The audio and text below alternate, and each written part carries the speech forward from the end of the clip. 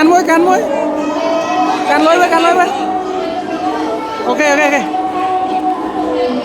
bán này tôm mơn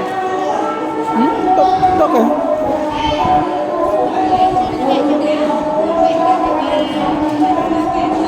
hai chỗ mà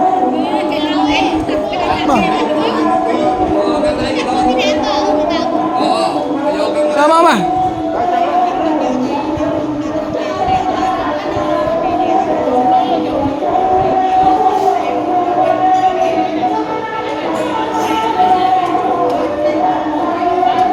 ta muối pi bảy bàn